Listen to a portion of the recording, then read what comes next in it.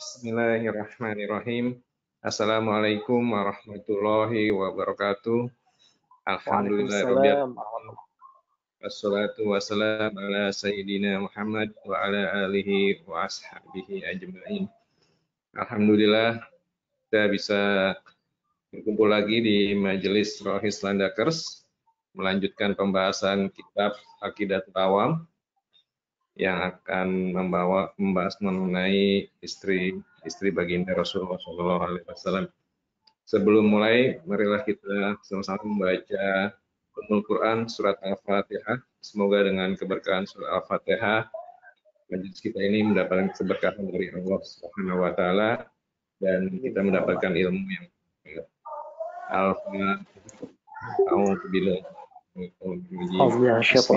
Bismillahirrahmanirrahim. Alhamdulillahirabbil alamin arrahmanir rahim maliki yaumiddin iyyaka na'budu wa iyyaka nasta'in ihdinas siratal mustaqim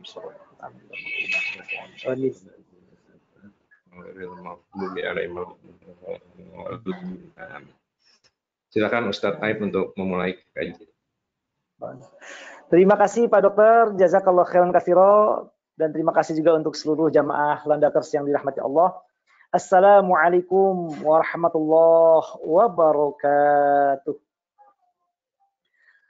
Alhamdulillahirabbil alamin. Wa bihi nasta'inu ala umuri dunya waddin. Wassalatu wassalamu ala sayyidina wa habibina wa nabiyyina wa maulana Muhammadin wa ala alihi wa sahbihi wa man tabi'ahu bi ihsanin ila yaumiddin.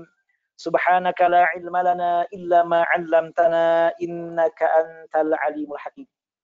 Yang berbahagia dan sama-sama kita hormati seluruh jamaah Rohis Landakers yang dirahmati Allah Subhanahu wa taala, Bapak Ibu dokter dimanapun berada. Tidak lupa juga untuk moderator dan pembawa acara kita, Pak Dr. Pringgo. Mudah-mudahan Allah senantiasa mencurahkan rahmat, ampunan dan ridhonya untuk kita semuanya. Dan tidak lupa juga kita sama-sama berdoa kepada Allah Subhanahu wa taala, mudah-mudahan Allah senantiasa memberikan kesehatan kepada kita semuanya, lahir batin, jasmani dan rohani. Semoga Allah juga memberikan keberkahan hidup dan kehidupan kita, dipanjangkan umur kita dalam keadaan sehat walafiat, taat dan barokah.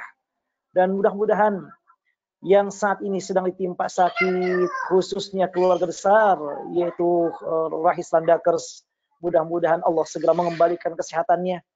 Yang sedang ditimpa musibah, semoga Allah menggantikannya dengan kebaikan dan keberkahan, dan yang punya hajat keinginan semoga Allah mengabulkan hajat keinginannya, yang sedang sedih semoga Allah menggantikan kesedihan dengan kebahagiaan, dan tidak lupa juga mudah-mudahan Allah senantiasa memberikan kesehatan, kekuatan, kelancaran, kemudahan dan keberkahan untuk seluruh Bapak Ibu dokter dimanapun berada dan seluruh tenaga kesehatan yang saat ini khususnya di Indonesia sedang berjihad di jalan Allah, yaitu ya dalam rangka mengabdi untuk menyelamatkan orang-orang yang ataupun saudara-saudari kita yang ditimpa dengan penyakit khususnya dengan corona ini.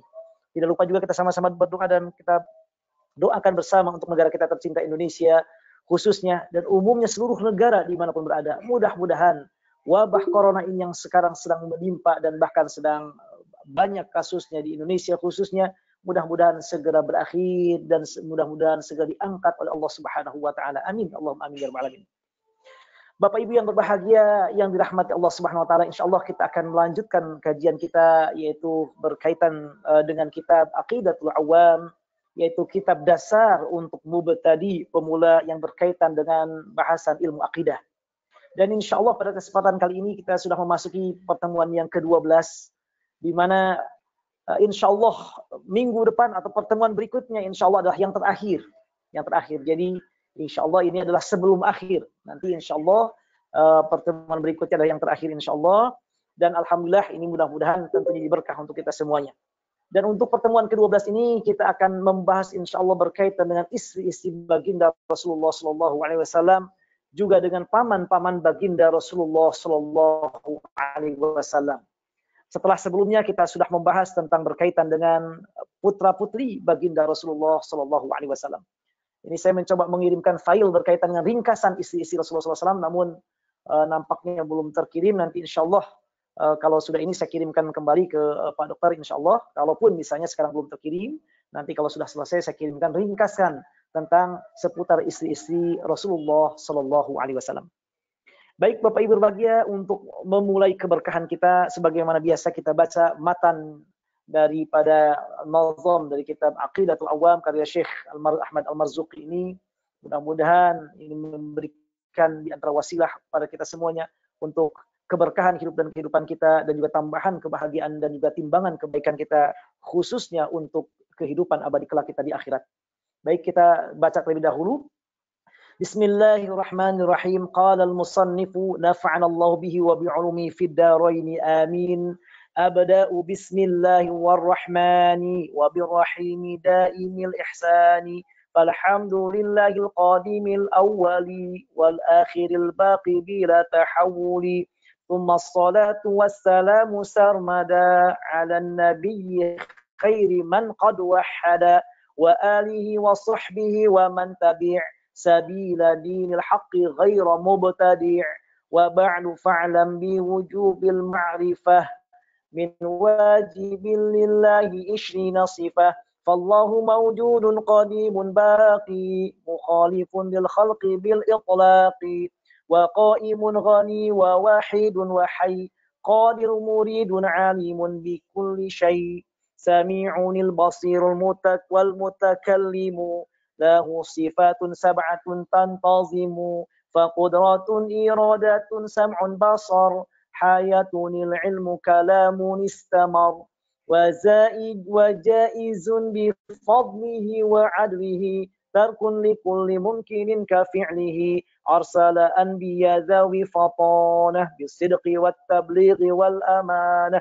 وجائز في حقهم من عرض بغير نقص كخفيف المرض عصمتهم كسائر الملائكة واجبات وفضل الملائكة والمستحيل ضد كل واجب فاحفظ ل50 بحكم واجب تفصيل 25 لازم كل مكلف فحقق واغتنم هم آدم إدريس نوح هود مع صالح وإبراهيم كل متبع لوط وإسماعيل إسحاق كذا يعقوب يوسف وأيوب احتذى شعيب هارون وموسى واليسع ذو الكفل داود سليمان اتبع إلياس يونس زكريا يحيى عيسى وطه خاتم دغيا عليهم الصلاة والسلام وآلهم ما دامت الأيام والملك الذي بلا أب وأم لا أكل لا شرب ولا نوم لهم تفصيل 10 منهم جبريل ميكال إسرافيل عزرائيل منكر نكير ورقيب وكذا عتيد مالك ورضوان احتذى 4 من كتب تفصيلها توراة موسى بالهدى تنزيلها زبور داود وإنجيل على عيسى وفرقان على خير الملا وصحف الخليل والكليم فيها كلام الحكم العليم وكل ما أتى به الرسول فحقه التسليم والقبول إيماننا بيوم آخر وجب وكل ما كان به من العجب خاتمة في ذكر باقي الواجب مما على مكلف من واجب نبينا محمد قد أرسل للعالمين رحمة وفضلا أبوه عبد الله عبد المطلب وهاشم عبد مناف ينتسب وأمه آمينة الزهرية أرضعه حليمة السعدية مولده بمكة الأمينة وفاته بطيبة المدينة أتم قبل الوحي 40 وعمره قد جاوز 60 و7 أولاده فمنهم 3 من الذكور تفهم قاسم وعبد الله وهو الطيب وطاهر بذين ذا يلقب آتاه إبراهيم من سورية فأمه مارية القبطية وغير إبراهيم من خديجة هم 6 فخذ بهم وليجة و4 من الإناث تذكر رضوان ربي للجميع يذكر فاطمة الزهراء بعلها علي وابناهما السبطان فضلهم جلي فزينب وبعدها رقية وأم كلثوم زكت رضية. Nah, ini yang telah kita sampaikan, alhamdulillah sampai pertemuan kemarin. Sekarang kita akan membahas yang bait berikutnya yang akan kita baca sekarang, yaitu nomor 42 sampai 45 insyaallah. An tis'i niswatin wafatul mustafa khuyyirna fakhtarna nabiyyal muqtafa Aisyatun wa Hafsatun wa Saudah Safiyatun Maimunatu wa Ramlah Hindun wa Zainabun kadza Juwairiyah lil mu'minina ummahatun murdiyah Hamzatu ammuhu wa Abbasun kadza ammatuhu Safiyatun dzatu ihtiza. Ini insyaallah yang akan kita bahas. Alhamdulillah sudah sampai bait nazam yang ke-45. Baik, kita akan baca yang akan kita bahas sekarang, yaitu berkaitan dengan istri-istri baginda Rasulullah Sallallahu Alaihi Wasallam. Syekh Ahmad Marzuki beliau melanjutkan baitnya dengan menjelaskan tentang istri-istri Rasulullah SAW. Beliau mengatakan antis niswatin wafatul Mustafa. Ada 9 istri di mana Rasulullah Sallallahu Alaihi Wasallam meninggal dunia. Maksudnya istri-istri yang memang Rasulullah Sallallahu Alaihi Wasallam ketika beliau meninggal dunia dan istri-istri ini masih hidup, itu ada 9. Ada 9 istri. Jadi ada 9 istri Rasulullah Sallallahu Alaihi Wasallam yang mana setelah Nabi Muhammad Sallallahu Alaihi Wasallam meninggal dunia, istri-istri beliau masih hidup. Maka beliau menjelaskan, yaitu Syekh Ahmad Marzuki di sini menjelaskan tentang istri-istri beliau yang ketika Rasulullah meninggal masih hidup, yang jumlahnya ada 9. Khuyyirna fakhtarna nabiyyal muqtafa. Mereka istrinya ini dipilih, diberikan pilihan oleh Allah. Apakah mau tetap dengan Rasulullah SAW dengan kehidupan dari segi duniawi yang ala kadarnya, tentunya dengan kehidupan materi yang biasa saja, atau kalau seandainya tidak bisa, maka boleh meninggalkan Nabi Muhammad SAW. Boleh meninggalkan Nabi Muhammad SAW. Nah, tapi kalau seandainya tetap ingin dengan Nabi Muhammad SAW dengan keadaan dari segi duniawi apa adanya, namun lebih mengharapkan akhirat, maka akan tetap dipertahankan dan menjadi istri Rasulullah SAW. Nah ini. Fakhtarna nabiyyal muqtafa. Namun alhamdulillah ternyata istri-istri beliau khususnya yang 9 ini lebih memilih hidup dengan baginda Rasulullah SAW. Lebih memilih hidup dengan Rasulullah SAW, al-muqtafa, al-muttaba' yang harus kita ikuti. Artinya para istri ini ketika disebutkan oleh para ulama sejarah bahwasanya beliau datang kepada Rasulullah SAW menyampaikan tentang nafkah yang kalau bisa misalnya ditaikkan nafkah untuk istri-istri beliau. Nah kemudian Allah menurunkan firman-Nya yang menyampaikan, wahai Rasulullah, biarkan mereka memilih, sampaikan.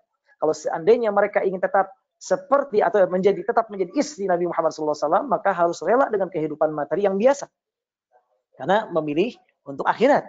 Namun kalau seandainya mereka tetap kekeh ingin dengan materi yang lebih banyak, nafkah yang lebih banyak, maka ceraikan saja. Nah, itu kasarnya. Ceraikan saja Rasulullah, pilih nanti yang lainnya.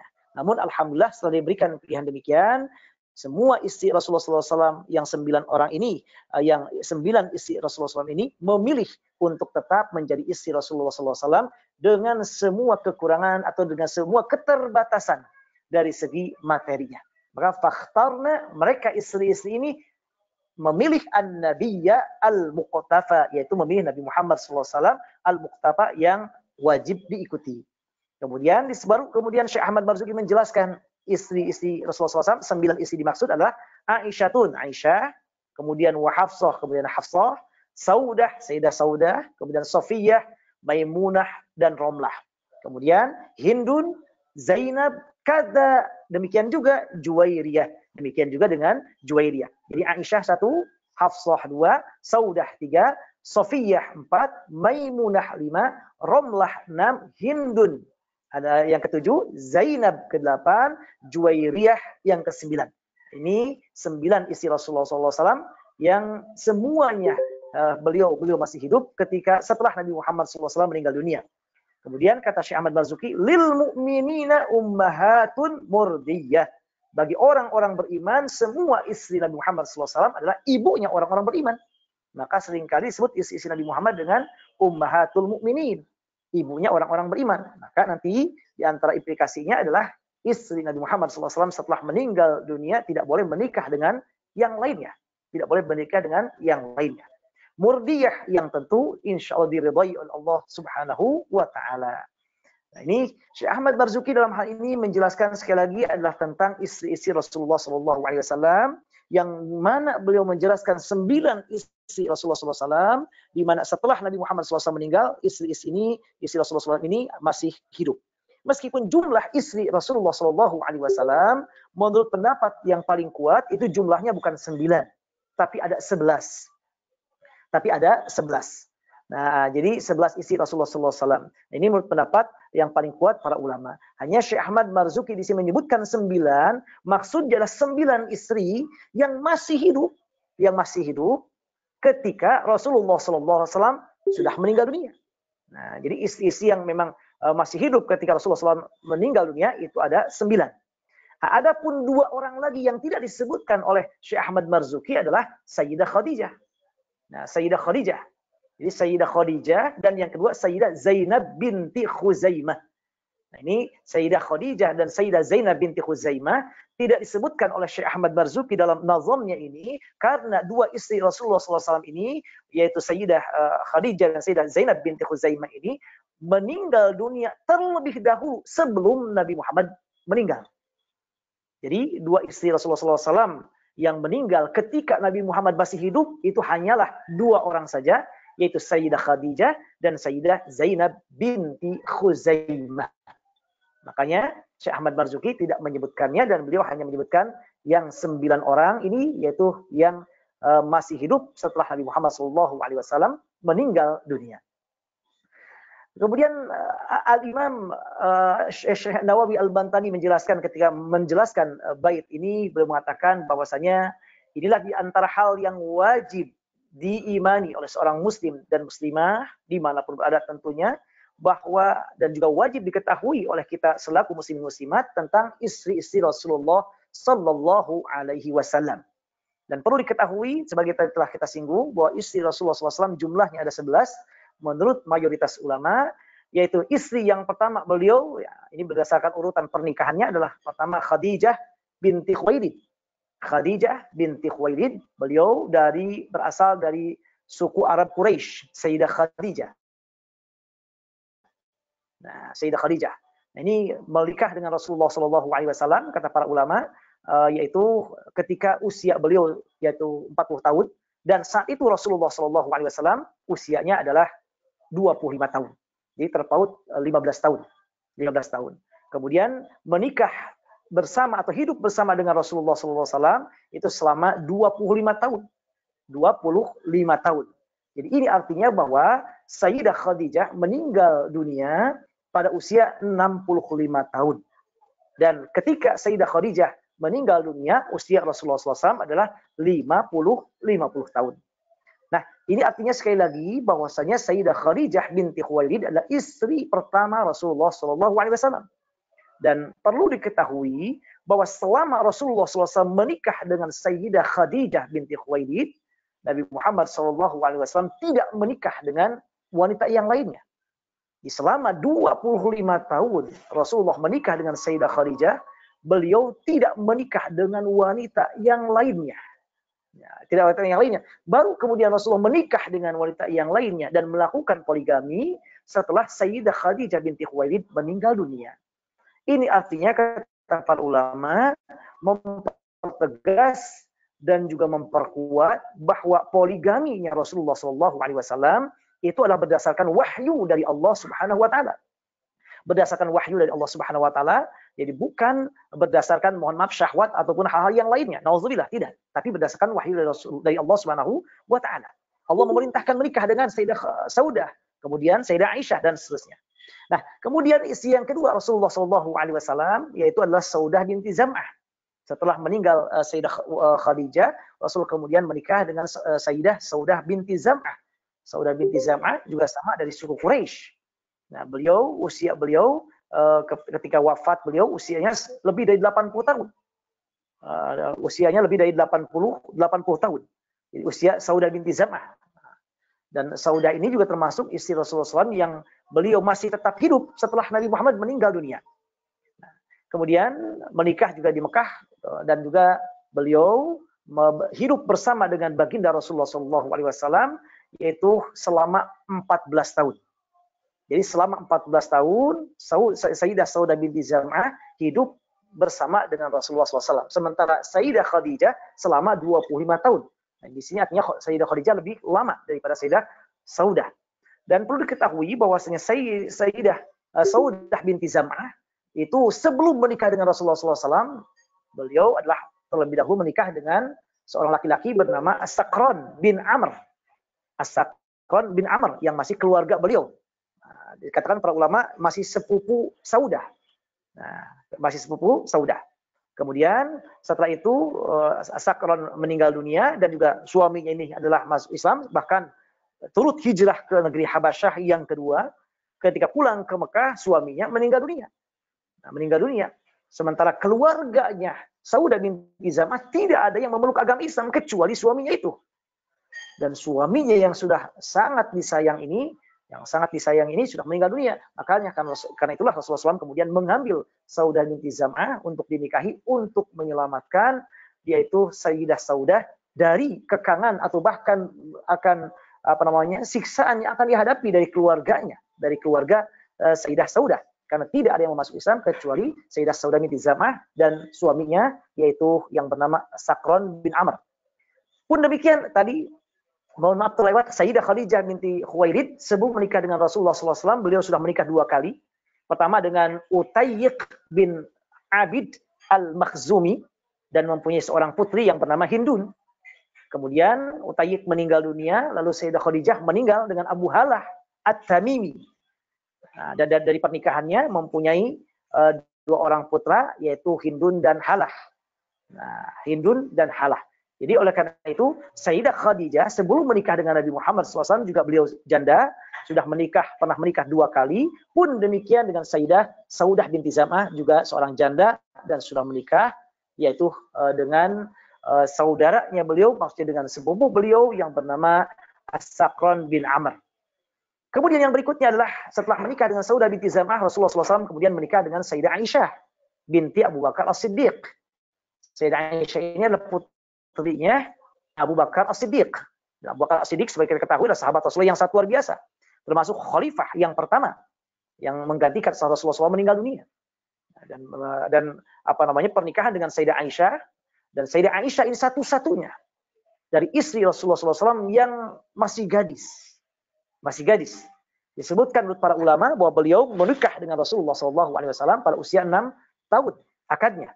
Tapi hidup bersama yaitu setelah Nabi Muhammad ke Madinah ketika Sayyidah Aisyah berusia 9 tahun. Jadi menikahnya usia 6 tahun, kemudian hidup bersama pada usia 9 tahun.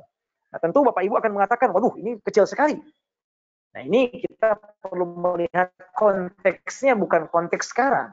Kita harus melihat konteksnya, konteks ketika saat Rasulullah SAW hidup. Ketika teks saat Aisyah hidup.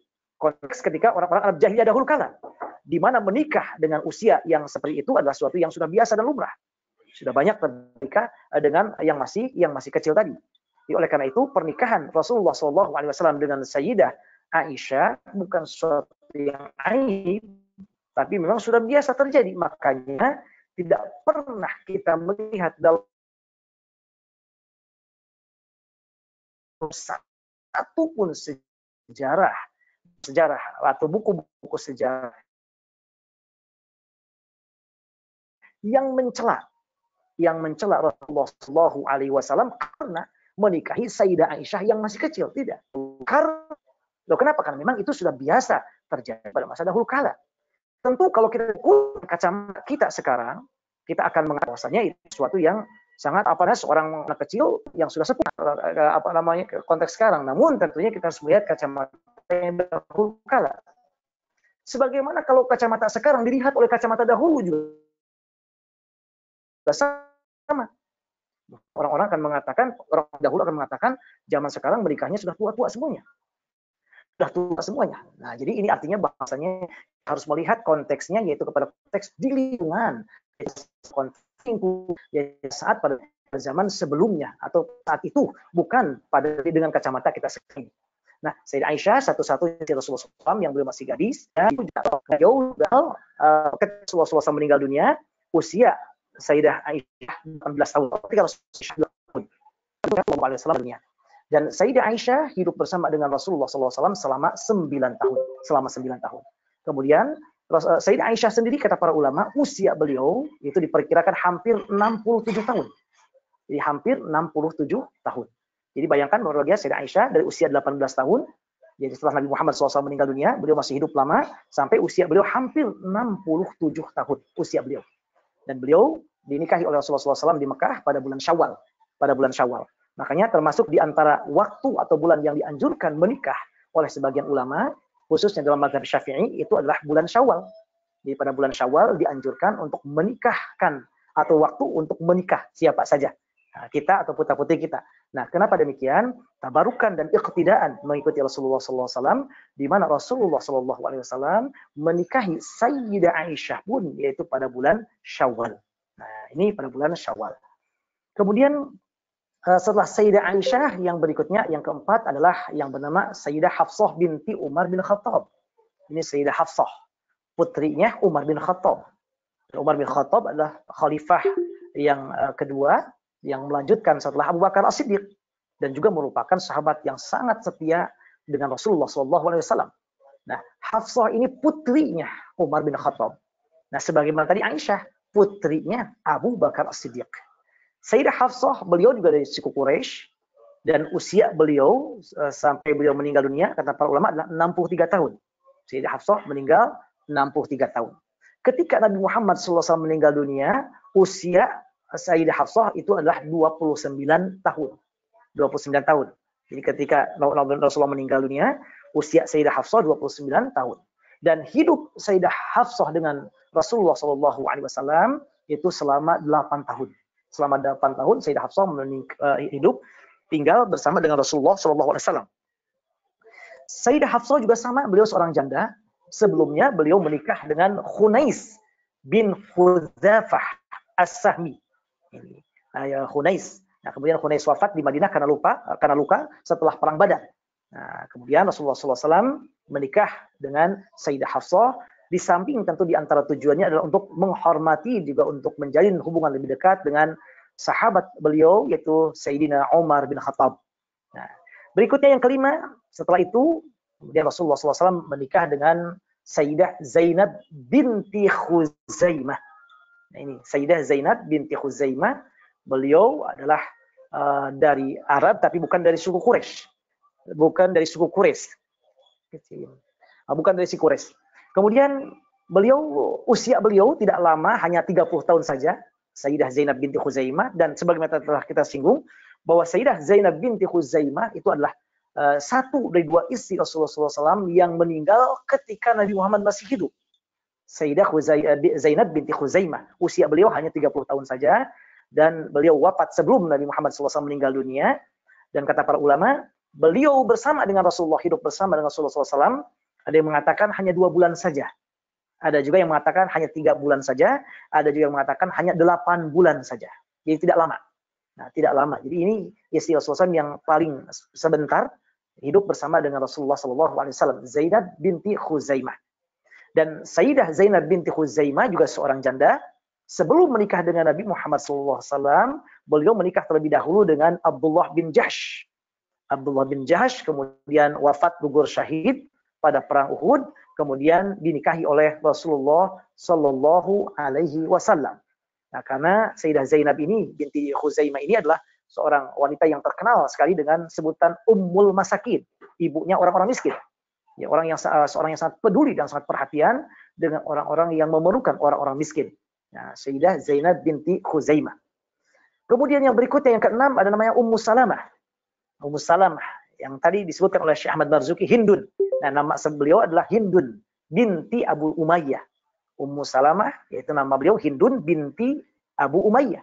Beliau dari suku Quraisy juga, Arab Quraisy juga. Dan usia beliau juga termasuk lama. Beliau meninggal pada usia 85 tahun. Beliau meninggal pada usia 85 tahun, menikah dengan Rasulullah SAW di Madinah, dan saat menikah dengan Rasulullah SAW, usia beliau yaitu 35 tahun. Ya, 35 tahun usia Ummu Salamah ketika menikah dengan Rasulullah SAW dan hidup bersama dengan Rasulullah selama 7 tahun. Jadi hidup bersama dengan Rasulullah SAW selama 7 tahun. Sebelum Ummu Salamah menikah dengan Rasulullah SAW, beliau juga seorang janda karena sebelumnya menikah dengan Abu Salamah. Dan Abu Salamah ini sebagaimana telah kita singgung pada pertemuan sebelumnya, itu adalah sepupu Rasulullah SAW. Karena Abu Salamah ini, yaitu suami pertama Ummu Salamah ini adalah putra dari tantenya Nabi Muhammad yang bernama Barrah binti Abdul Muttalib. Nah, jadi Abu Salamah ini adalah sepupu Nabi Muhammad. Bahkan Abu Salamah juga, sebagai yang telah kita singgung, adalah saudara sepupunya Nabi Muhammad SAW. Saudara sepupunya.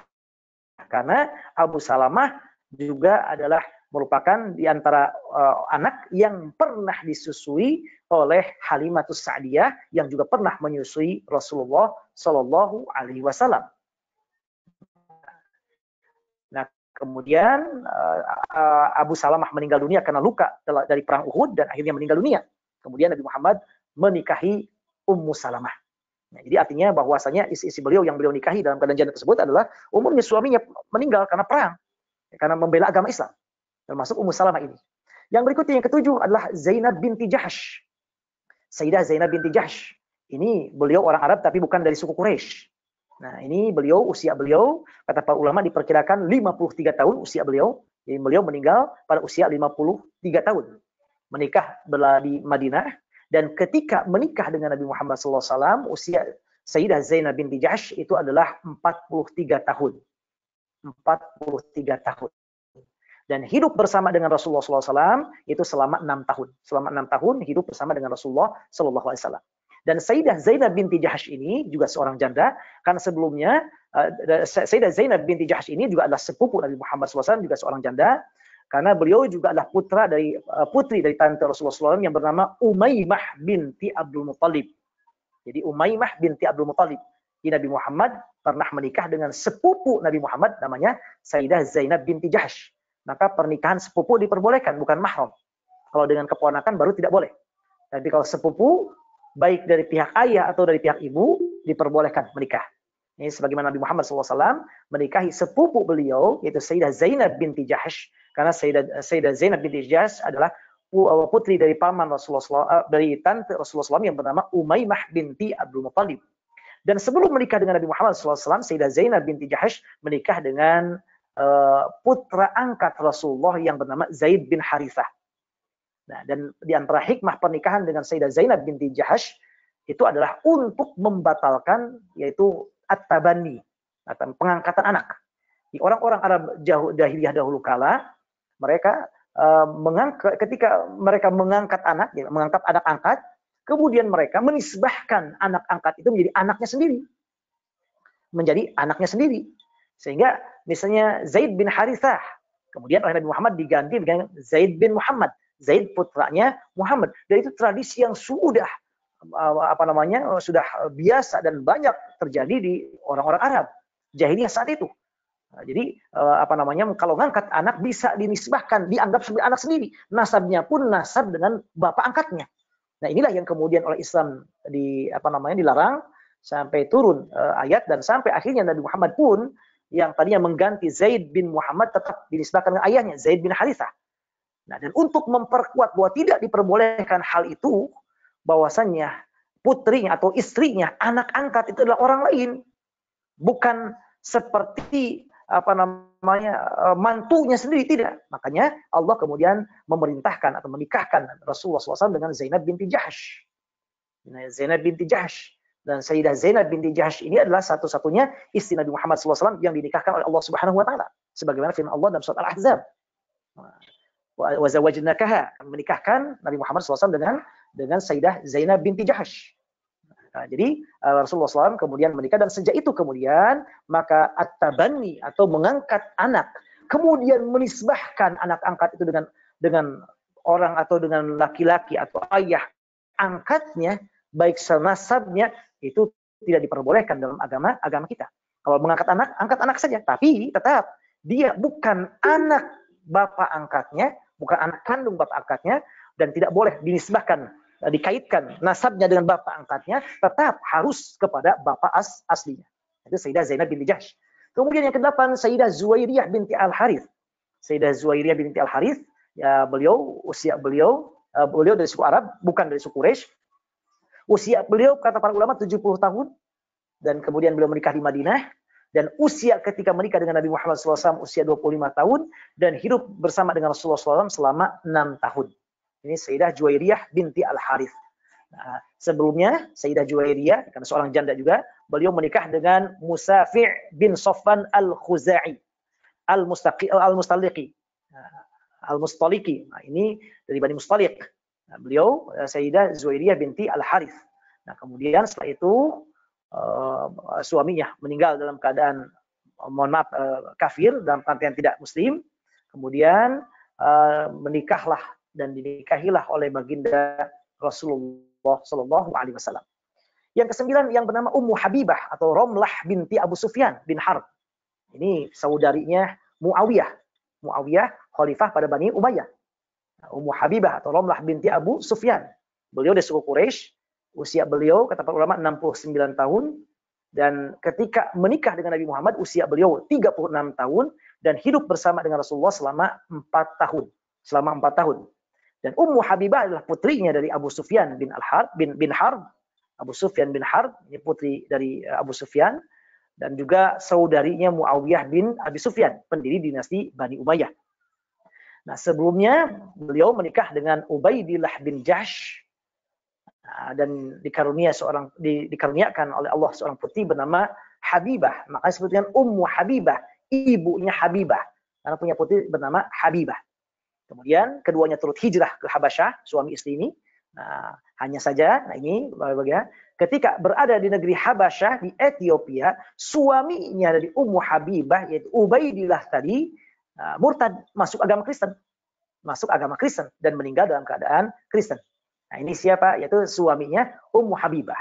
Jadi ketika hijrah ke Habasyah, sahabat Rasulullah SAW yang bernama yaitu suaminya Ummu Habibah, yaitu Ubaidillah tadi, kemudian beliau masuk kepada agama Kristen dan meninggal dalam keadaan Kristen, sampai akhirnya kemudian Rasulullah SAW mengambil Ummu Habibah sebagai istri Rasulullah SAW. Yang berikutnya, yang ke-10 namanya Sofiyah binti Huyai.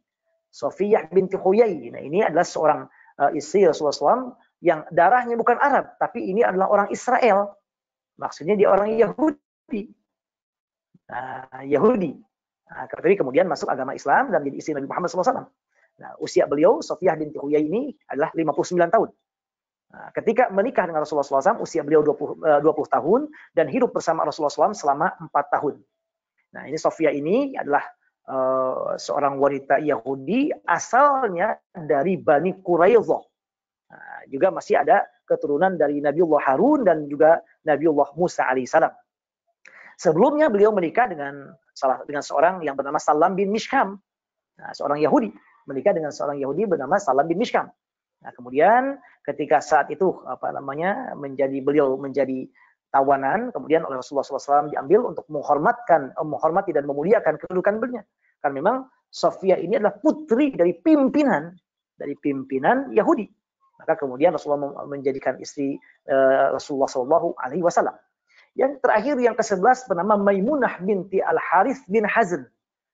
Ini Maimunah binti Al-Harith bin Hazn. Ini istri Nabi Muhammad SAW juga dari Arab tapi bukan suku Quraisy. Usia beliau 80 tahun. Kemudian ketika menikah dengan Rasulullah SAW usia 40 tahun dan hidup bersama Rasulullah SAW yaitu selama 4 tahun. Nah, dari sini sekali lagi dari 11 istri Rasulullah SAW, 2 di antaranya sudah meninggal dunia ketika Rasulullah SAW masih hidup. Dan 9 yang lainnya itu baru meninggal setelah Nabi Muhammad SAW meninggal dunia. Makanya Syekh Al-Marzuqi tadi mengatakan, beliau menyebutkan 9 istri. Maksudnya 9 istri yang masih hidup setelah Nabi Muhammad SAW. Dan perlu diketahui, kata para ulama ahli sirah, diantaranya disampaikan oleh Ibnu Sayyidin Nas dalam kitabnya Uyunul Athar, juga dalam Sirah Al-Halabiyah karya Imam Ali bin Ahmad Al-Halabi, beliau mengatakan bahwasanya ada sebuah riwayat di mana disampaikan Rasulullah SAW menikahi semua istri-istri beliau itu semuanya berdasarkan wahyu dari Allah Subhanahu wa taala. Berdasarkan wahyu dari Allah Subhanahu wa taala. Nah, hal ini disampaikan oleh sabda Rasulullah SAW, kata dalam hadis tersebut, "Ma tazawwajtu syai'an min nisa'i wa la zawwajtu syai'an min banati illa biwahyin ja'ani bihi Jibril an Rabbi azza wa jalla." Kata Rasulullah, aku tidak menikah dengan satupun wanita. Dan aku juga tidak menikahkan putri-putriku dengan satupun laki-laki. Kecuali semuanya berdasarkan wahyu dari Allah. Yang dibawa oleh Jibril dari Allah Subhanahu wa ta'ala. Jadi pernikahan Rasulullah SAW dengan istri-istri beliau sekali lagi berdasarkan wahyu dari Allah Subhanahu wa ta'ala. Nah, sebelum ke sana kita akan melihat juga tentang ada istilah namanya kekhususan dari Nabi Muhammad SAW. Mungkin Bapak Ibu akan sering mendengar atau mungkin juga bertanya, mengapa Nabi Muhammad SAW menikah lebih dari 4 istri sampai 11 istri? Nah, Bapak Ibu yang ketahui, Bapak Ibu yang berbahagia yang dirahmati Allah Subhanahu wa taala, pertama bahwa poligami ini sudah ada dan banyak terjadi sebelum Nabi Muhammad diutus Nabi dan Rasul. Umat-umat sebelum itu, bahkan para nabi dan rasul yang lain juga melakukan poligami. Bahkan disebutkan dalam riwayat yang lain banyak sekali istri-istrinya. Nabi Sulaiman disebutkan ada 1000 istri, ada 1000 wanita, 700 istri, 300 selir beliau. Ini disebutkan dalam Perjanjian Lama. Juga Nabi Daud. Nah, Nabi Daud mempunyai 100 istri. Juga disebutkan yang lain mempunyai 9 istri. Nah, kemudian Nabi Yakub juga mempunyai 4 istri. Artinya bahwa ini poligami ini bukan hanya Islam, tapi memang sudah ada sejak sebelum Nabi Muhammad diangkat menjadi Nabi dan Rasul. Bahkan ketika Nabi Muhammad hidup di lingkungan orang-orang Arab pun, orang-orang Arab jahiliyah saat itu sudah mengenal poligami yang luar biasa. Bahkan ketika ada salah seorang yang masuk Islam, dia mempunyai 9 istri. Mempunyai 10 istri. Kata Rasulullah, pilih 4 saja dari mereka. Nah, jadi artinya bahwa ketika Islam datang bukan membolehkan poligami, tapi poligami memang sudah ada dari dulu. Dari dulu. Hanya Islam membatasi jumlahnya. Membatasi jumlah istri. Kalau mau poligami seorang suami dengan tentunya syarat bisa berlaku adil, silahkan boleh, tapi maksimal hanya 4. Sesuai dengan firman Allah surat An-Nisa, "Fankihu ma taba lakum minan nisa'i masna wa thulatha wa ruba'." Maksimal 4 saja. Maksimal 4 saja. Jadi sekali lagi Islam bukan membolehkan poligami, semua membolehkan. Bahkan dalam agama Kristen ataupun dalam agama Yahudi, kalau melihat dari kitab-kitab suci mereka, dibenarkan adanya poligami sebagai dilakukan juga oleh para nabi dan rasul yang sebelumnya. Jadi Islam membatasi jumlah poligami bahwa tidak boleh lebih dari 4 istri saja. Itu pun dengan ketentuan kata Allah jika bisa berlaku adil. Kalau seandainya kita nggak bisa adil, apa kata Allah? Wahidah, 1 aja. Kalau nggak bisa adil, 1 aja. Jadi bukan artinya, maka kata para ulama, asal dalam pernikahan dalam agama kita adalah bukan poligami, tapi monogami, 1 istri. 1 istri, tidak 4 istri. Nah, lalu kenapa kalau seandainya maksimal 4 istri, kenapa Rasulullah SAW istrinya lebih dari 4 sampai 11? Nah, ini kata para ulama, itu yang disebut dengan kekhususan Rasulullah SAW. Jadi Nabi Muhammad SAW mempunyai kekhususan yang hanya diperuntukkan untuk beliau saja. Dan tidak untuk umatnya yang lainnya. Jadi hanya Rasulullah saja. Jadi khusus untuk Nabi Muhammad SAW. Jadi ada beberapa kekhususan. Misalnya, Nabi Muhammad SAW wajib untuk Nabi Muhammad sholat duha. Wajib bagi Nabi Muhammad sholat witir. Wajib bagi Nabi Muhammad bersiwak. Bersiwak, gosok gigi. Nah, bersiwak, membersihkan gigi. Sebelum beliau memulai sholat. Wajib. Jadi untuk Nabi Muhammad SAW. Kenapa? Kekhususan untuk Nabi Muhammad. Untuk kita tidak. Untuk kita sholat witir, sholat duha, bersiwak, hukumnya sunat. Tapi khusus untuk Nabi Muhammad itu adalah wajib. Ini kekhususan. Termasuk dalam masalah pernikahan, Nabi Muhammad mempunyai beberapa kekhususan. 1, beliau boleh menikah lebih dari 4 istri. Beliau boleh menikah lebih dari 4 istri. Lalu apa dalilnya? Firman Allah dalam surah Al-Ahzab ayat 50. Dalam surah Al-Ahzab ayat 50. Jadi dalil di antara kekhususan Nabi Muhammad boleh menikah lebih dari 4 istri. Allah berfirman, "Ya ayuhan nabiyyu inna ahlalna laka azwajaka allati ataita ujurahunna wa ma malakat yaminuka mimma afa Allahu 'alaik wa banati ammika wa banati ammatika wa banati khalika wa banati khalatika allati hajarna ma'ak wa imra'atan mu'minah iwahabat nafsaha lin nabi in arada an-nabi ayyastankihaha khalisatan laka min dunil mu'minin. Ini Allah menegaskan khalisatan laka min dunil mu'minin. Itu khusus untuk Anda saja ya Rasulullah. Min dunil mu'minin, bukan untuk semua orang yang beriman. Tuh, jadi dalam ayat ini, wahai Nabi, maksudnya Muhammad SAW, sesungguhnya kami, kata Allah, telah menghalalkan bagimu istri-istrimu yang telah kamu berikan mas kawinnya. Dan hamba sahaya yang kamu miliki, yang termasuk apa yang kamu peroleh dalam peperangan yang dikaruniakan oleh Allah untukmu, halal untukmu, silahkan. Dalam ayat ini nggak disebutkan jumlahnya, maka ini kata para ulama, bahwa Nabi Muhammad SAW diperbolehkan berdasarkan ayat ini untuk menikahi jumlah lebih dari 4 istri. Dan itu kekhususan Nabi Muhammad. Hanya untuk Nabi Muhammad. Dengan dalil Allah dalam ayat ini mengatakan khalisatan laka min dunil mu'minin. Ini khusus bagi Anda saja dan tidak untuk orang-orang yang beriman yang lainnya. Jadi kekhususan beliau dalam masalah pernikahan itu yang pertama, beliau boleh menikah lebih dari 4 istri. Yang kedua, beliau boleh juga menikah tanpa memakai wali dan saksi. Boleh tanpa wali dan saksi. Menurut mayoritas ulama, seorang perempuan, seorang wanita kalau mau menikah itu harus pakai wali. Wali, ayahnya atau kakeknya atau saudara kandungnya atau saudara sebapaknya, berdasarkan urutan yang disampaikan oleh para ulama. Dan jika seandainya dia menikah tanpa wali, maka menurut mayoritas ulama tidak sah pernikahannya. Dan juga harus ada saksi, 2 orang laki-laki saksi, 2 orang laki-laki. Kecuali dalam mazhab Abu Hanifah, dalam mazhab Imam Abu Hanifah, seorang wanita yang sudah dewasa, yang sudah baligh, yang sudah dewasa, yang sudah matang pemikirannya, pertimbangannya, dia boleh menikahkan dirinya tanpa wali. Dirinya langsung tanpa wali, boleh. Dengan catatan laki-laki yang dia nikahinya memang satu kufu.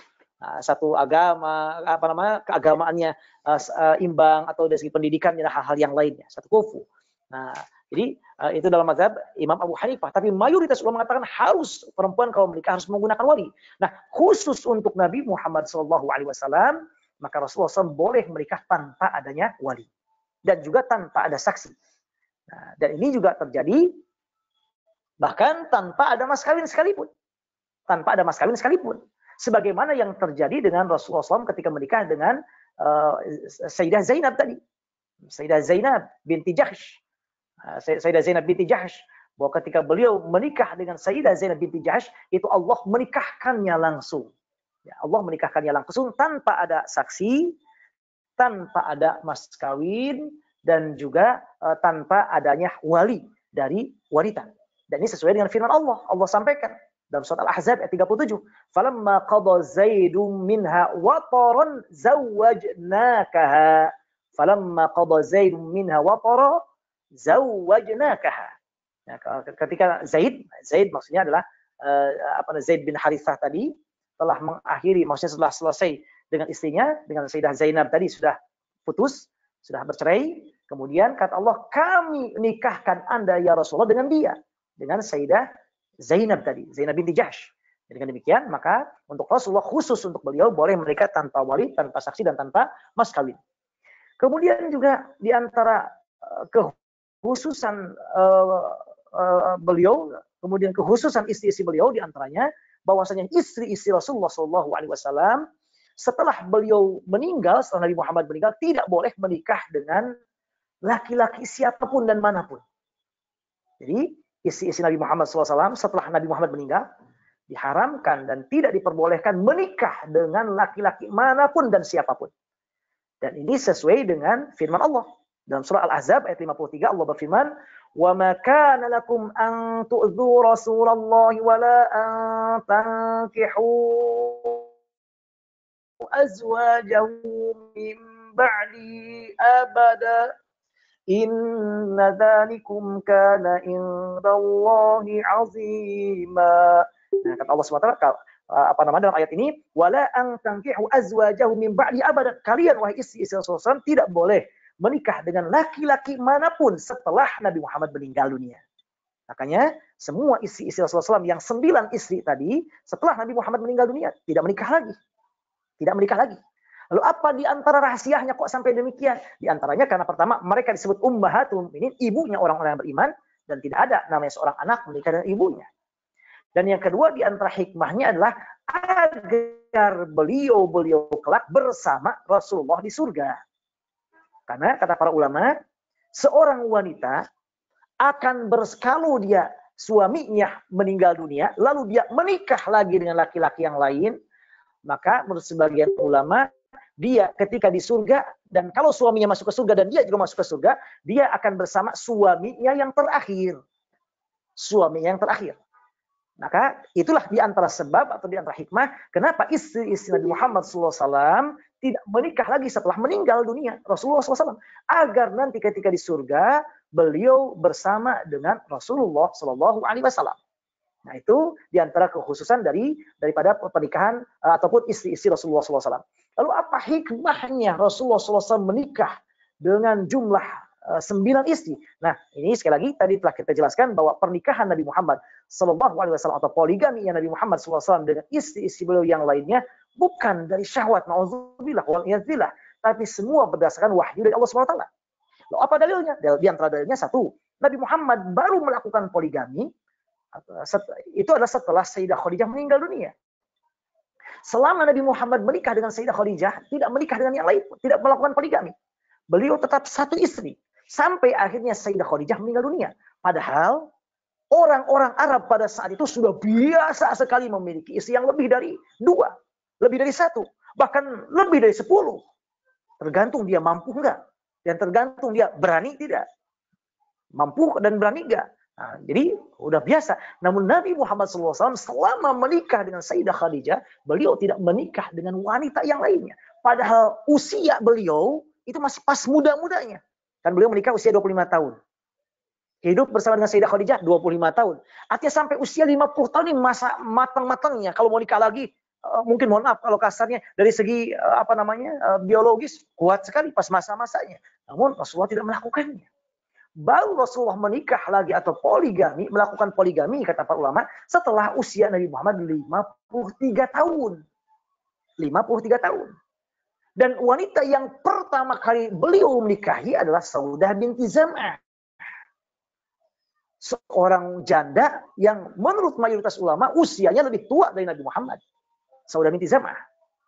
Nah, Saudah binti Zam'ah. Dan lagi-lagi beliau bukan karena syahwat dan hasad. Kalau seandainya beliau ingin hanya hasad ataupun hanya syahwat, tentu tidak akan memilih Saudah binti Zam'ah, akan memilih gadis-gadis yang cantik, yang kaya, yang luar biasa. Tapi belum memilih Saudah binti Zam'ah. Nah, kenapa? Karena lagi-lagi adalah untuk demi agama, demi dakwah, demi dakwah. Demi dakwah. Jadi bukan naudzubillah, bukan karena hal-hal yang sifatnya adalah untuk syahwat, tidak. Makanya kata para ulama, di antara hikmah ataupun rahasia ataupun sir alasan kenapa Nabi Muhammad melakukan poligami itu adalah ada 3 sebab utama. Yang pertama adalah karena al-asbab al-ijtimaiyah yang sifatnya dengan sosial, untuk menolong janda yang suaminya meninggal dunia, yang berhijrah ketika mempertahankan agama Allah, atau karena meninggal dunia karena perang, sebagaimana dengan hal-hal dengan yang lainnya. Saudah binti Zam'ah, beliau seorang janda. Sementara semua keluarganya tidak ada yang muslim, tidak ada. Cuma beliau dengan suaminya itu, dan suaminya sekarang sudah meninggal dunia. Kalau seandainya demikian nggak kemudian diambil atau nggak dalam tanda petik nggak diselamatkan, kasihan sekali. Apalagi zaman sekarang dulu. Jangan melihat konteks sekarang. Konteks sekarang seorang wanita bisa lari kemana saja, bahkan bisa pergi keluar Indonesia. Zaman sekarang, zaman dulu nggak bisa begitu. Seorang wanita umumnya di rumah, nggak bisa kesana kemari. Jadi harus kembali ke keluarganya, karena keluarganya yang memberikan nafkah dan sebagainya. Nah, konteks dulu, ini kita bisa konteks dulu. Maka akhirnya Nabi Muhammad menikahi beliau untuk menyelamatkan akidahnya Saudah binti Zam'ah, sekaligus menyelamatkan karena betapa Sayyidah Saudah binti Zam'ah sudah membela demi agama ini. Luar biasa, dia bahkan ikut hijrah dengan suaminya itu. Nah, pun demikian ketika Nabi Muhammad SAW misalnya menikahi dengan Sayyidah Hafsah binti Umar, putrinya Umar bin Khattab. Nah, adalah kepentingan ijtima sosial, ya, untuk berkaitan dengan sosial, dengan sesama manusia, untuk menghormati ayahnya Umar bin Khattab. Di mana Umar bin Khattab menawarkan berkali-kali untuk menikahi putri Umar bin Khattab. Akhirnya Rasulullah SAW mengambil Sayyidah Hafsah. Sayyidah Hafsah. Nah, ini pun demikian dengan yang lainnya. Yang kedua kata para ulama, di antara sebab Rasulullah kenapa menikahi banyak istri tersebut adalah ada al-asbab at-tashri'iyah, untuk kepentingan tashri' hukum. Hal-hal yang berkaitan dengan hukum. Nah, misalnya beliau menikahi dengan Sayyidah Aisyah. Sayyidah Aisyah berdasarkan wahyu. Nah, jadi kenapa? Karena Sayyidah Aisyah kenapa beliau gadis dinikahi? Kan untuk dalam tanda petik berekam semua yang diucapkan dan dilakukan oleh Nabi Muhammad SAW. Ini banyak hukum yang diambil. Akhirnya dapat kita ketahui khususnya yang berkaitan dengan masalah rumah tangga. Lebih khusus lagi yang berkaitan dengan keperempuanan. Makanya kalau kita lihat dalam hadis-hadis, misalnya hal-hal yang berkaitan dengan kewanitaan atau dengan keluarga, istri keluarga Nabi Muhammad, apa yang dilakukan Nabi Muhammad dengan istri-istrinya. Bagaimana cara mandi junub. Itu semuanya dari Sayyidah Aisyah. Dari istri-istri Rasulullah SAW, khususnya dari Sayyidah Aisyah. Nah, sementara istri-istri beliau yang lainnya, mohon maaf, beliau umurnya sudah janda, sudah punya anak, umur sudah lanjut, sehingga untuk merekam apa yang diucapkan Nabi Muhammad dan dilakukan Nabi Muhammad agak lambat dan tidak seperti Sayyidah Aisyah yang masih muda.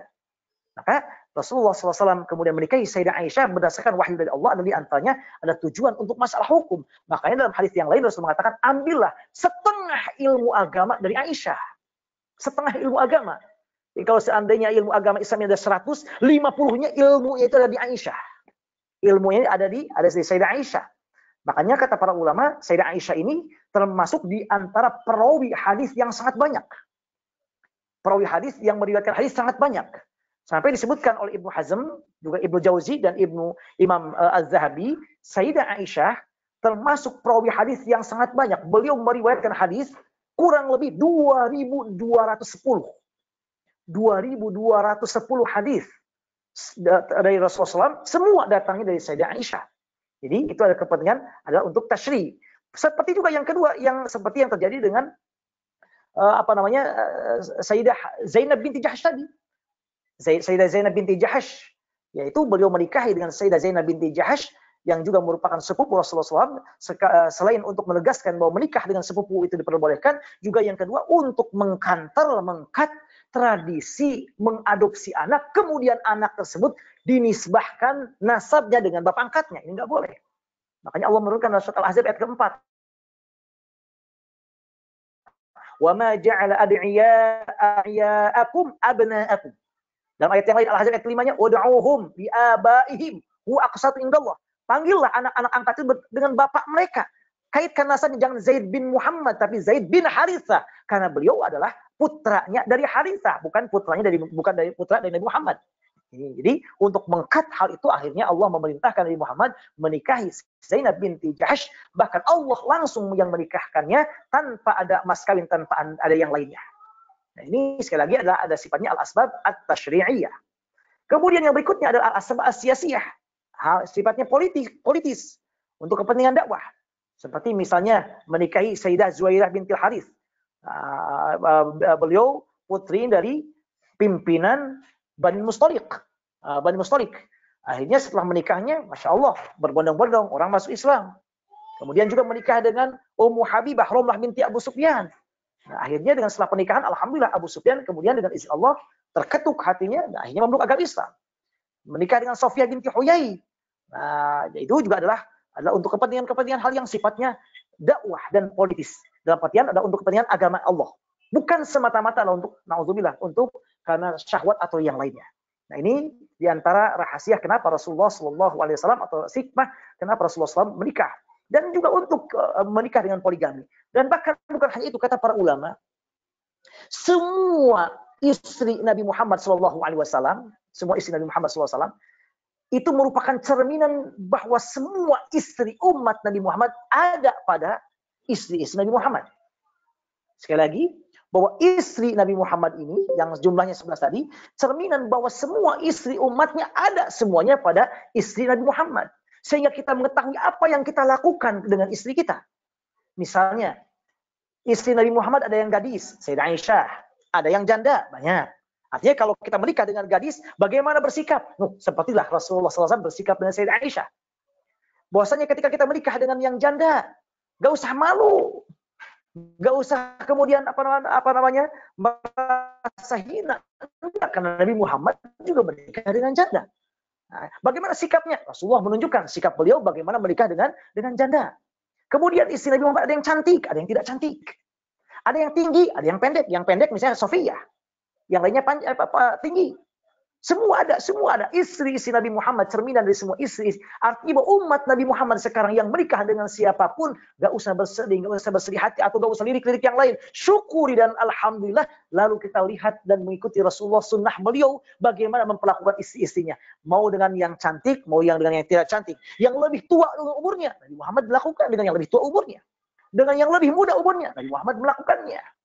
Di semua hal istri-istri yang sekarang itu ada istri-istri umat Nabi Muhammad ada pada istri Rasulullah SAW. Ini kata para ulama hikmah di antara hikmah yang lainnya.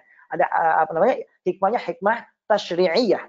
Ya, sifatnya adalah untuk contoh tauladan dan hukum juga untuk kita semua selaku umat Rasulullah SAW.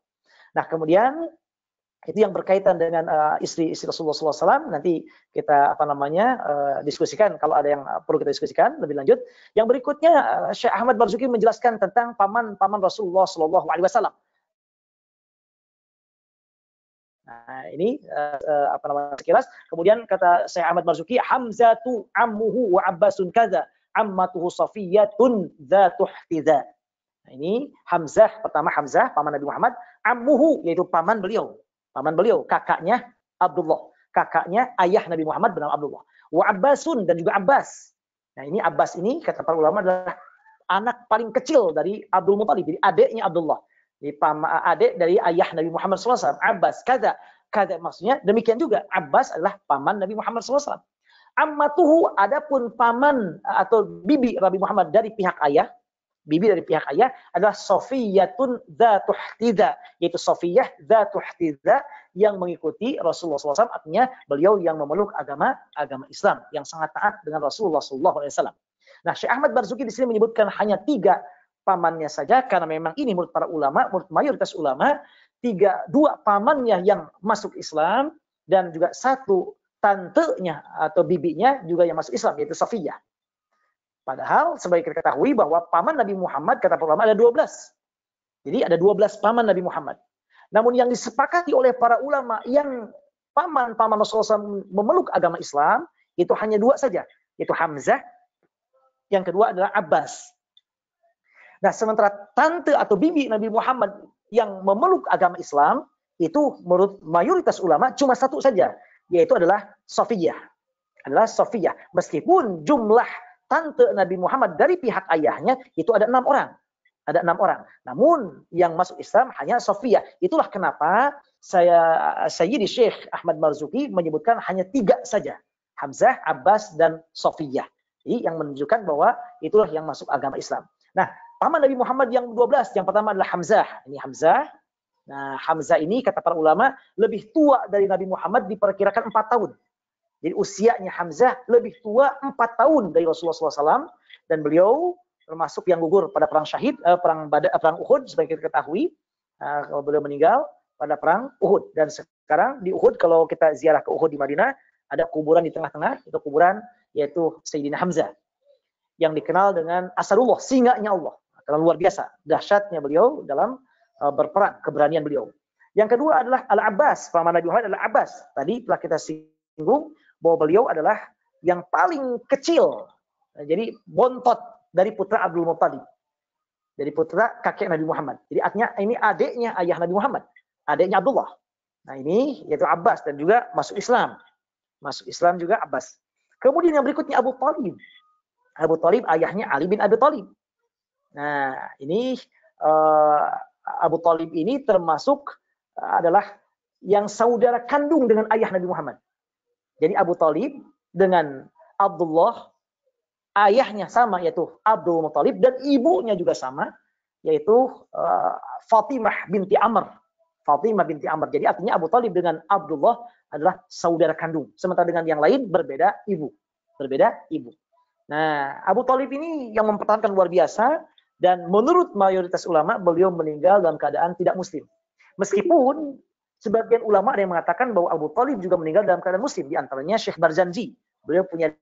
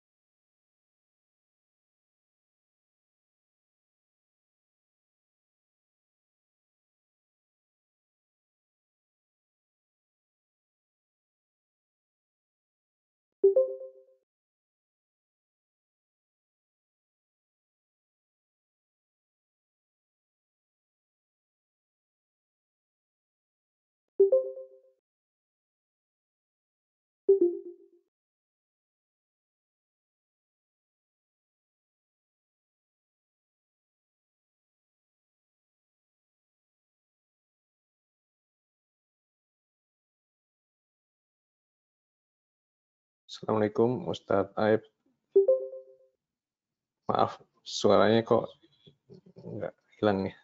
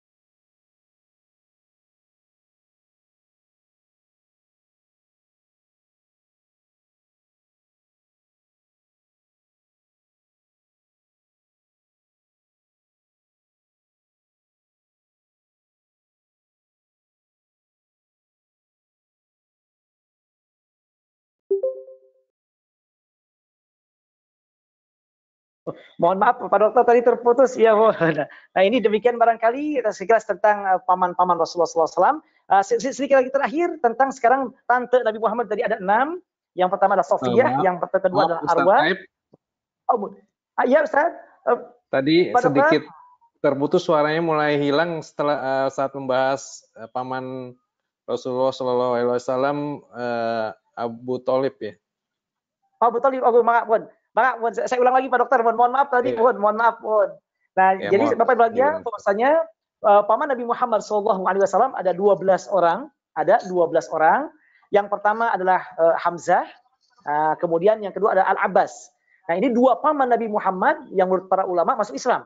Bahkan Hamzah gugur syahid pada perang Uhud. Yang kedua adalah Al-Abbas. Al-Abbas juga sama, adalah paman Nabi Muhammad yang paling bontot, yang paling jadi putranya dari Abdul Muttalib, yang paling kecil namanya Al-Abbas.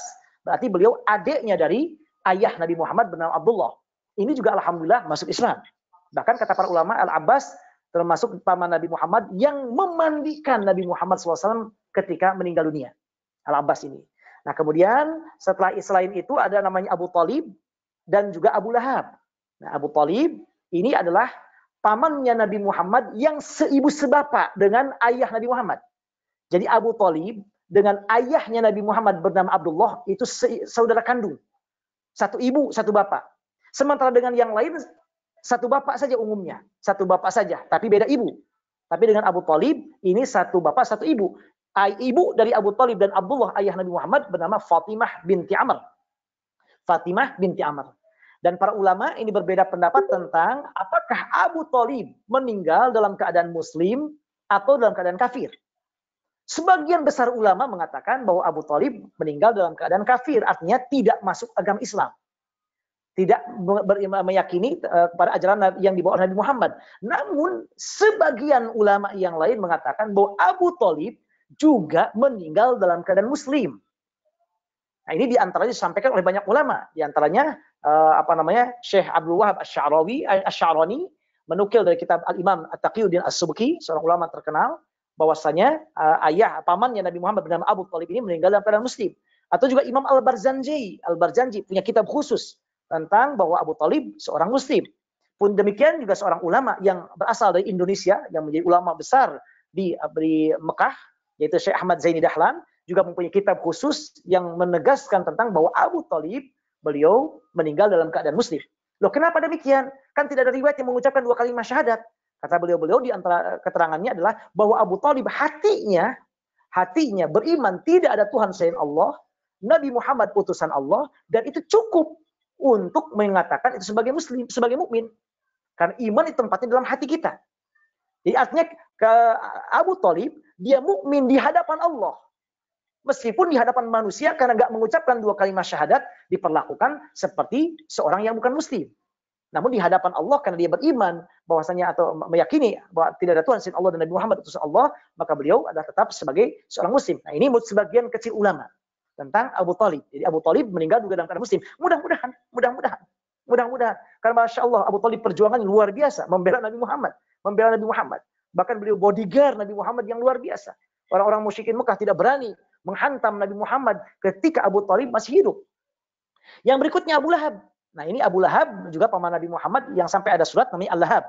Nah, ini menurut mayoritas ulama mengatakan beliau meninggal dalam keadaan kafir. Meskipun ada sebagian kecil ulama yang menegaskan bahwa Abu Lahab juga beliau juga meninggal dalam keadaan muslim. Jadi artinya bahwa firman Allah yang mengatakan tabbat yada abi lahab wa tab bukan berarti menurut ulama ini, bukan berarti bahwa Abu Lahab disiksa di neraka selama-lamanya, tidak. Berarti kalau selama-lamanya untuk orang-orang kafir yang ingkar kepada Nabi Muhammad. Tapi itu untuk menunjukkan bahwa Allah menyiksanya untuk sementara. Dan menyiksa untuk sementara berlaku untuk orang beriman juga. Jadi orang beriman, kalau dia mempunyai dosa dan belum bertaubat sebelum meninggal dunia, dan Allah tidak mengampuni, maka Allah akan memberikan dia hukuman di neraka dulu, kemudian dikesurgakan. Nah, ini menurut sebagian kecil ulama. Jadi artinya betapa luar biasa penafsiran para ulama tentang firman Allah, tentang ayat-ayat Al-Quran, dan itu harus kita hargai juga karena memang itu pendapat dari para ulama. Namun mayoritas ulama mengatakan sekali lagi bahwa Abu Lahab pun Abu Thalib meninggal dalam keadaan non-muslim. Makanya ada sebuah riwayat Bapak Ibu Dokter yang berbahagia dinisbahkan kepada Khalifah Umar bin Khattab dan juga yang lainnya bahwa makruh hukumnya, ini diambil juga oleh sebagian ulama, makruh seseorang sengaja membaca surat Al-Lahab dalam sholat. Jadi kalau maksudnya ingin menekan ke bahwa Abu Lahab masuk neraka, itu sampai ada yang mengatakan makruh. Bahkan riwayat ini dinisbahkan kepada Khalifah Umar bin Khattab. Jadi Umar bin Khattab melarang seseorang membaca dalam sholatnya dikeraskan yaitu surat Al-Lahab. Kenapa? Untuk menghormati Nabi Muhammad. Karena Abu Lahab adalah pamannya Nabi Muhammad. Jadi betapa adab yang luar biasa. Makanya para ulama sering mengatakan khusus dalam mazhab Syafi'i, al-adabu qabla al-amri. Adab harus didahulukan sebelum perintah.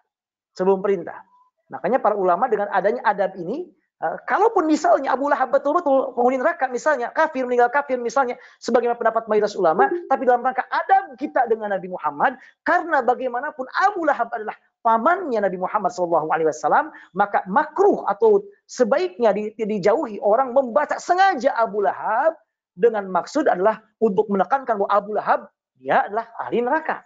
Nah, untuk menghormati sebagai adab dengan Rasulullah SAW. Ini Abu Lahab. Kemudian paman-paman Nabi Muhammad yang lainnya, yang kelima, yaitu adalah Al-Harith. Ini putra Abdul Muthalib yang paling besar. Yang berikutnya Az-Zubair. Kemudian Jahal. Kemudian juga Abdul Ka'bah. Kemudian juga Qutham. Kemudian juga Dirar. Kemudian juga Ghaidak. Kemudian juga Muqwam. Nah, ini 7 paman Nabi Muhammad SAW, kata para ulama, beliau tidak mendapati Islam. Maksudnya beliau sudah meninggal dunia sebelum Nabi Muhammad diangkat jadi Nabi dan Rasul. Maka mereka termasuk ahlul fatrah. Dan Allah berfirman dalam surat Al-Isra, "Wa ma kunna mu'adzibina hatta nab'atsa rasulan." Kami tidak akan menghukum satu kaum sampai ada rasul yang datang pada mereka.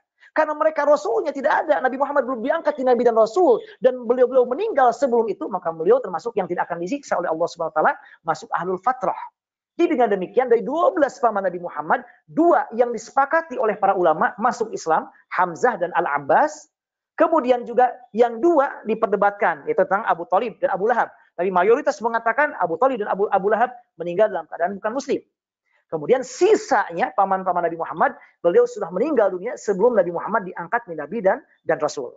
Nah, adapun tante Nabi Muhammad, bibi Nabi Muhammad dari pihak ayah, berarti ini putih-putih Abdul Muthalib juga. Putih-putih Abdul Muthalib juga.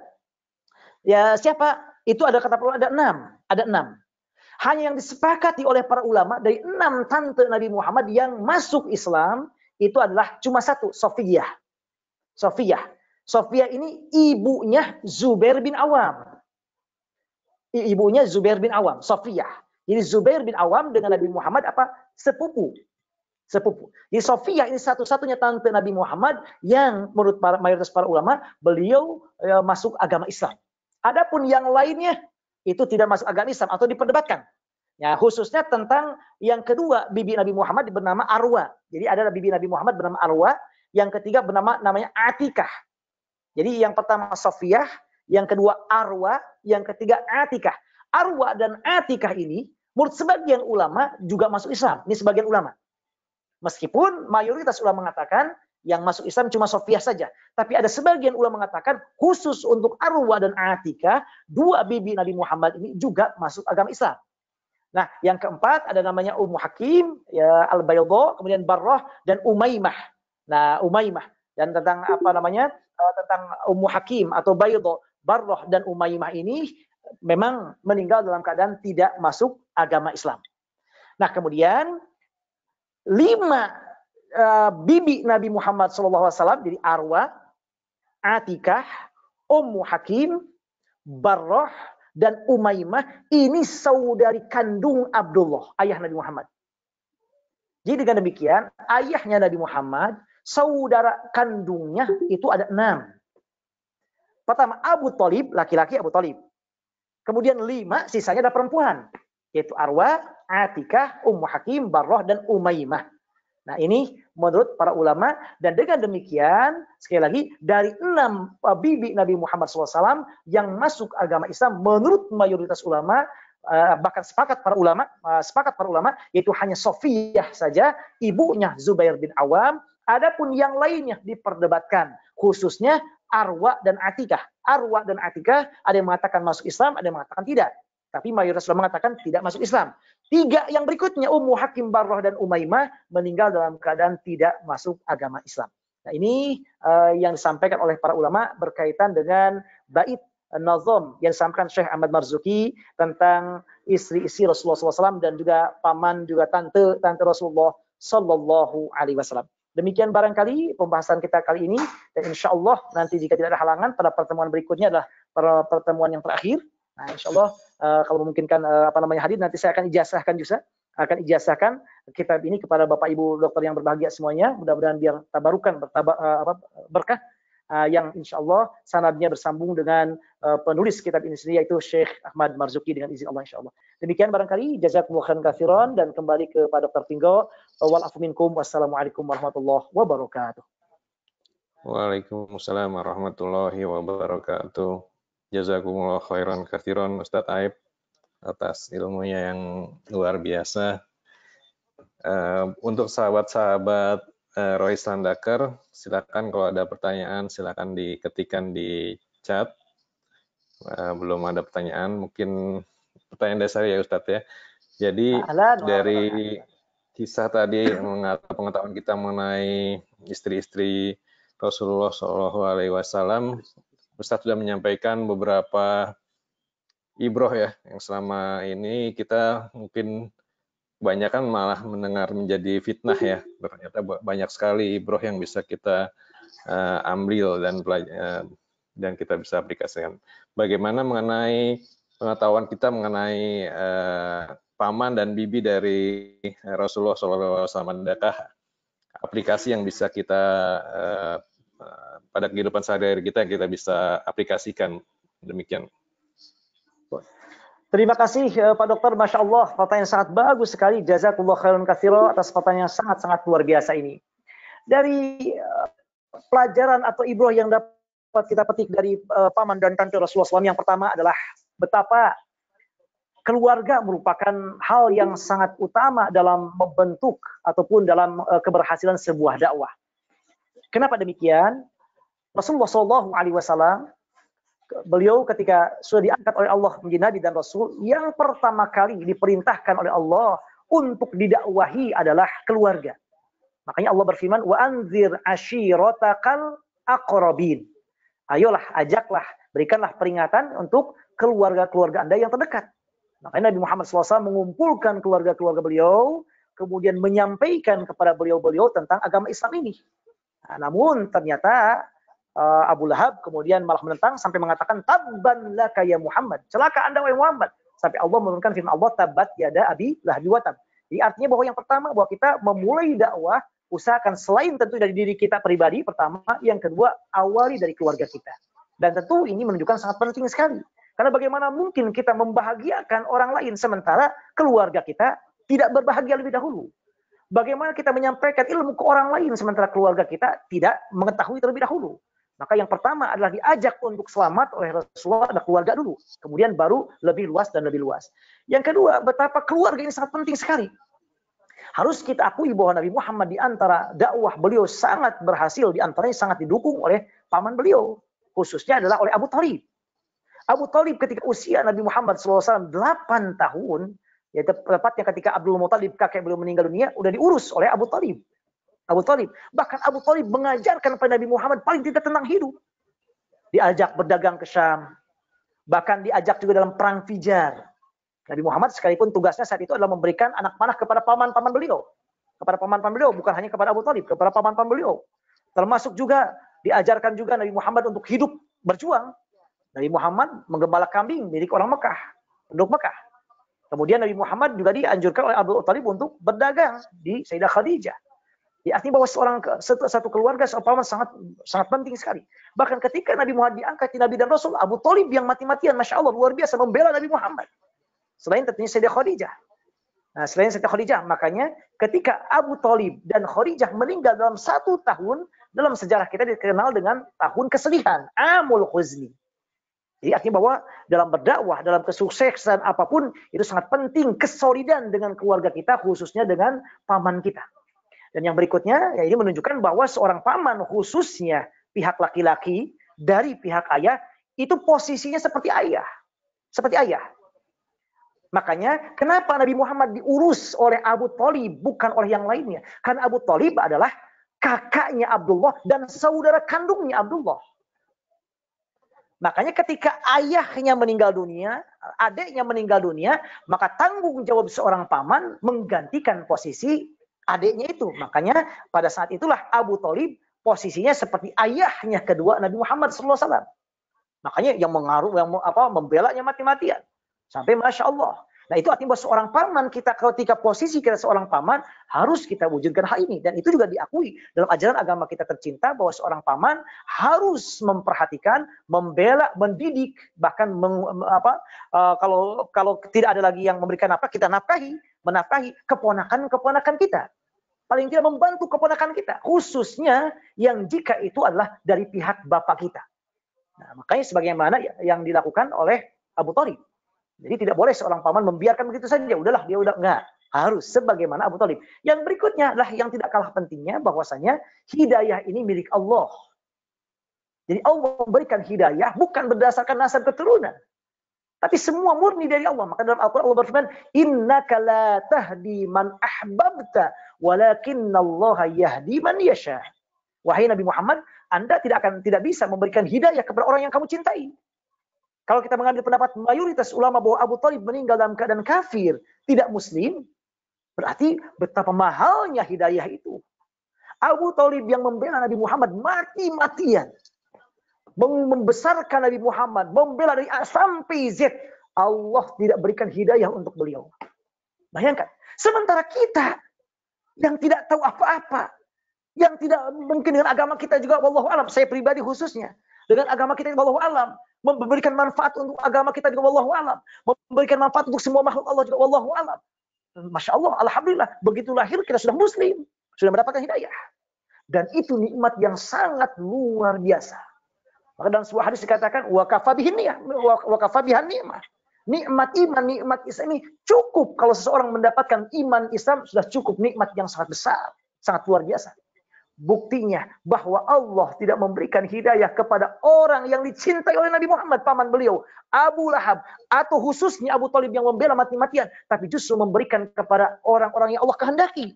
Dan di antara yang Allah kehendaki adalah kita semuanya. Maka kita patut bersyukur dan menjaga nikmat yang paling besar ini. Jangan sampai tergoyah dengan apapun juga. Dengan duniawi atau hal yang lainnya. Atau dengan pasangan kita. Karena menikah dengan pasangan kita misalnya atau karena demi duniawi. Jangan sampai kan nikmat yang tidak Allah berikan kepada paman beliau Abu Thalib. Tapi Allah berikan kepada kita. Kita syukuri dan kita jaga betul-betul. Sampai kita meninggal nanti menghadap Allah Subhanahu Wa Taala. Yang berikutnya. Bahwasanya betapa dari paman dan tante Rasulullah SAW. Lagi-lagi bahwa paman dan tante Rasulullah SAW, keterkaitan kerabat sangat perlu diperhatikan luar biasa. Makanya Rasulullah SAW senantiasa menjaga kekerabatan ini, termasuk dengan putra Abu Lahab. Abu Lahab berbagi itu punya putra, putranya masuk Islam. Kemudian pernah oleh sebagian sahabat dicemooh tuh bapaknya kasarnya Abu Lahab. Kemudian Nabi Muhammad marah. Sampai Nabi Muhammad mengatakan, itu adalah kurang lebih dalam maknanya, itu adalah keluargaku. Maka tidak diperbolehkan menghina keluargaku. Artinya bahwa kekeluargaan harus dijaga erat. Makanya Bapak Ibu Dokter yang berbahagia, kalau kita lihat dalam Al-Quran, yang Allah senantiasa mendahulukan bahkan, menyebut kerabat dari yang lainnya. Maka Allah memerintahkan kita berbagi dengan kerabat kita. Wa'ati dzal qurba haqqahu. Berikan kerabat kita haknya. Kalau kita punya kelebihan rizki, berikan mereka, bagi pada mereka. Bahkan Rasulullah SAW dalam hadisnya, ketika berkaitan dengan masalah zakat atau sedekah, mana yang paling baik? Diberikan kepada orang miskin yang bukan keluarga kita, bukan kerabat kita, atau kepada orang miskin yang kerabat kita? Kata Rasulullah, yang paling baik yang kepada orang miskin dan kerabat kita. Dan pahalanya dua. Pahalanya adalah pahala sedekah dan pahala silaturahim. Makanya dalam banyak ayat wa'budullaha wa la tusyriku bihi syai'an wa bil walidaini ihsana wa bidzil qurba wal yatama. Allah dalam banyak ayat selalu mendahulukan kita berbuat baik dengan kerabat dulu, baru anak yatim, baru orang miskin. Dzawil qurba wal yatama wal masakin. Bayangkan Bapak, dalam banyak ayat Allah selalu mendahulukan berbuat baik dengan kerabat kita dulu, baru anak yatim, baru kemudian orang-orang miskin. Makanya yang paling baik ketika kita memiliki zakat atau infak atau sedekah, mana dahulukan keluarga kita. Dan itu yang dijaga oleh Rasulullah. Kekeluargaan dijaga dengan erat. Makanya yang disebut dengan silaturahim Bapak Ibu bahagia dalam Al-Quran khususnya, yang dimaksud adalah dengan yang punya garis keturunan darah nasab. Betul, Imam Al-Qurtubi mengatakan dalam Al-Jami' li Ahkamil Quran dalam tafsirnya bahwa silaturahim ada dua, ada khosoh dan ada amah. Khosoh dengan kerabat kita, amah dengan semua manusia atau dengan sesama agama kita, satu muslim. Namun yang disebutkan dan disinggung oleh Allah dalam Al-Quran atau dalam hadis Rasulullah lebih khusus untuk silaturahim ini adalah untuk yang ada keterkaitan darah dan nasab kita. Nah, zaman sekarang hati-hati. Orang betapa dengan dalih silaturahim dengan orang yang nggak ada kaitan darah dengan kita. Ngumpul-ngumpul atau berbagi, tapi melupakan dengan kerabat yang itu yang dimaksud silaturahim sebenarnya, yang ada hubungan dengan darah dan nasab kita. Nggak kita perhatikan. Atau bahkan kalau ada acara, nggak kita datangi misalnya. Kalau dalam keadaan normal bukan COVID. Atau nggak kita perhatikan dengan berbagi. Atau dengan say hello paling tidak. Kita lebih mendahulukan silaturahim yang lainnya dengan yang tidak kerabat kita. Nah ini tidak dibenarkan dalam agama kita. Nah ini diantara ibrah betapa Nabi Muhammad juga sangat menjaga persaudaraan ini dengan sepupu. Kemudian bahkan sekalipun dengan sepupu yang dari pihak ibu. Dengan pihak ibu. Nabi Muhammad tetap menjaganya. Betapa luar biasa. Nah ini barangkali di antara ibrah yang dapat kita petik dari paman dan tante baginda Rasulullah Sallallahu Alaihi Wasallam. Wallahu a'lam bishawab. Terima kasih Ustadz Aeb. Ini ada pertanyaan di chat. Izin bertanya Pak Ustadz, apakah benar orang-orang yang meninggal dan dimakamkan di pemakaman Baqi, Madinah, akan mendapat syafaat utama dari Rasulullah Shallallahu Alaihi Wasallam? Masya Allah, terima kasih atas pertanyaan yang sangat luar biasa sekali ini. Allahu Akbar, jazakumullah khairan katsira. Tentang Baqi', yaitu apa namanya sebagai kita ketahui adalah kompleks kuburan yang berada di pelataran Masjid Nabawi di Madinah Al-Munawwarah. Dan perlu diketahui ada dua kuburan yang sangat terkenal sekali, yaitu di Mekah namanya Ma'la, dekat Masjid Jin, Bapak Ibu. Kalau ke sana, Masjid Jin ke sana sedikit, nanti ada kuburan Ma'la. Kemudian di Baqi' yaitu di Madinah. Dan perlu diketahui juga semua istri Nabi Muhammad SAW semuanya dikuburkan yaitu di Baqi', kecuali Sayyidah Khadijah. Ya, Sayyidah Khadijah. Apa namanya? Sayyidah Khadijah ini dikuburkan beliau di Ma'la. Nah, ini adapun yang lainnya isi beliau semuanya dikuburkan di Baqi'. Di antara apa kekhususan dari Baqi' ini yang sering disebut dengan Baqi Al-Gharqad, ini di antaranya banyak riwayat dan juga banyak sampaikan oleh para ulama, termasuk tadi bahwasanya orang-orang yang dikuburkan di Baqi' adalah orang-orang yang akan dibangkitkan lebih awal dan akan juga orang-orang yang akan mendapatkan kelebihan, yaitu syafaat dari baginda Rasulullah SAW. Lalu kata para ulama, kenapa sampai dikatakan demikian? Karena di antaranya bahwasanya disampaikan oleh para ulama bahwa termasuk dianjurkan dalam agama kita, seseorang kalau meninggal dunia itu dikuburkan di samping orang soleh. Ini termasuk yang dianjurkan. Ini dikuburkan di samping orang soleh. Makanya kalau Bapak Ibu berbahagia datang ke Mesir misalnya, itu di samping Imam Syafi'i, kuburan banyak sekali. Karena ingin mengambil kelebihan daripada orang soleh, yaitu Imam Syafi'i. Nah, kenapa demikian? Karena disebutkan oleh para ulama, meskipun riwayatnya tentunya lemah, tapi banyak dikutip oleh para ulama, bahwasanya orang yang soleh, dia bisa memberikan syafaat kepada kuburan yang ada di sekitarnya, minimal atau paling tidak 40 kuburan. 40 kuburan. Ini disampaikan oleh banyak para ulama. Nah, kenapa demikian? Karena pertama, orang-orang soleh memang bisa memberikan syafaat. Telah kita bahas ketika membahas tentang masalah hari akhir. Bahwa yang bisa memberikan syafaat selain Nabi Muhammad SAW, itu juga para malaikat bisa, orang-orang mukmin, orang-orang saleh bisa memberikan syafaat. Hanya syafaat uzma, syafaat yang paling besar hanya Nabi Muhammad SAW saja. Di orang beriman, para ulama, para soleh, orang-orang soleh bisa memberikan syafaat. Nah, di antaranya kata para ulama, di antaranya yang akan mendapatkan syafaat itu di antaranya adalah kuburan-kuburan yang di sampingnya itu. Karena dengan dalil bahwa orang yang meninggal dunia hakikatnya hidup. Dan kuburan ibarat rumahnya. Maka kalau kita lihat kitabnya At-Tadhkirah karya Imam Al-Qurtubi tentang masalah kehidupan alam kubur dan alam akhirat. Ini Imam Al-Qurtubi punya kitab yang sangat bagus sekali. At-Tadhkirah bi ahwal akhirah.